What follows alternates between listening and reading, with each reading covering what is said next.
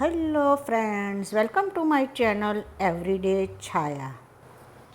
આજે આપણે બનાવીશું મગનું ખાટું, જે જનરલી સાઉથ ગુજરાતમાં ઘણા ઘરોમાં બનતું હોય છે અને એની જોડે કઢી બનાવવામાં આવે છે. તમે એને કઢી ભાત જોડે કે પછી રોટલી કે પરાઠા જોડે એન્જોય કરી શકો. તો ચાલો શરૂ કરીએ.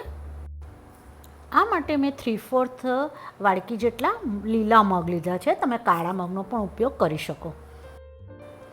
એની સાથે મેં એક નાની વાડકી જેટલી તુવેરની દાળ લઈ લીધી છે. આપણે હવે તુવેરની દાળ અને લીલા મગને એક મોટા બાઉલમાં મિક્સ કરી લઈશું અને 2 થી 3 વાર આપણે પાણી ઉમેરી અને સારી રીતે એને સાફ કરી લઈશું, જેથી તુવેરની દાળમાં જે દિવેલ હોય છે તે પણ નીકળી જશે અને મગ આપણે આખા વર્ષ માટે અમે ભરતા હોઈએ છીએ તો એમાં આપણે પાવડર, બોરિક પાવડર ઉમેરતા હોઈએ છીએ તો બધું સારી રીતે નીકળી જાય. આમાં અમે એક સિક્રેટ ઇન્ગ્રીડિયન્ટ ઉમેરીએ છીએ તો તે છે અળવીનો પાન. મેં મારા ગાર્ડનમાં સ્પેશિયલ મગનો ખાટુમાં ઉમેરવા માટે જ એક અળવીના પાનનો છોડ રાખ્યો છે, જેથી જ્યારે મારે મગનું ખાટું કરવું હોય ત્યારે એમાંથી હું 1-2 પાન તોડી અને ઉપયોગમાં લઈ શકું. આપણે એ પાનને ઝીણા ઝીણા સમારી લઈશું. આપણે હવે કુકરમાં પાણી ગરમ થવા દઈશું. પાણી આપણું ઉકળે એટલે આપણે જે મગ અને તુવેરની દાળને ધોઈને રાખી છે તેને આપણે એમાં ઉમેરી લઈશું. અને હવે આપણે એમાં જે પાન કટ કરીને રાખ્યા છે તે ઉમેરી દઈશું. આપણે એમાં થોડું સ્વાદ પ્રમાણે મીઠું ઉમેરી લઈશું. 1/4 ટીસ્પૂન જેટલી આપણે એમાં હળદર ઉમેરીશું અને આમાં આપણે જીરું ઉમેરીશું આખું.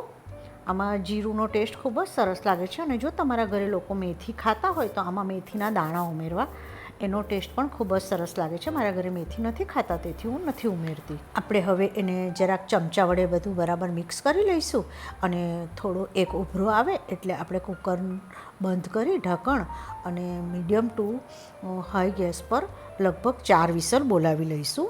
આપણી અહીં 4 વિસલ થઈ ગઈ છે અને કુકર પણ આપણું ઠંડુ થઈ ગયું છે. તો આપણે કુકરને ખોલી લઈશું તો આપણા મગ એકદમ સરસ રીતે ચડી ગયા છે. આપણે હવે એનો વઘાર કરી લઈશું. તો આ માટે મેં અહીં એક કઢાઈ લઈ લીધી છે અને તેમાં મેં તેલ ઉમેરી લીધું છે.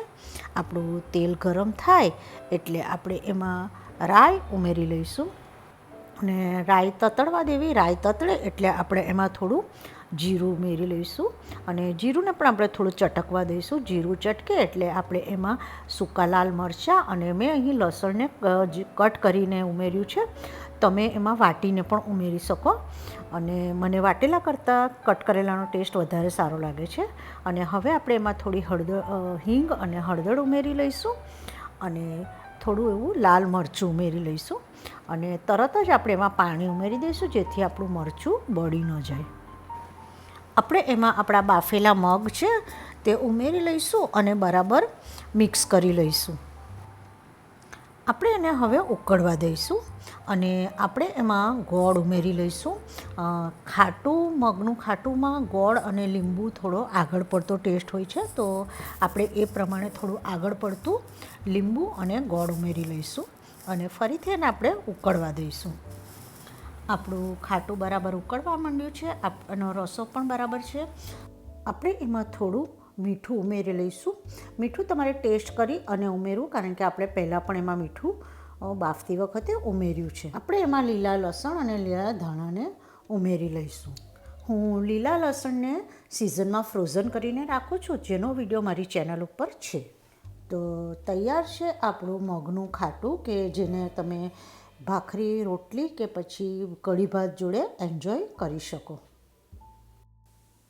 Thank you for watching my channel. અને જો તમને મારી રેસિપીઓ ગમતી હોય તો પ્લીઝ સબસ્ક્રાઈબ માય ચેનલ.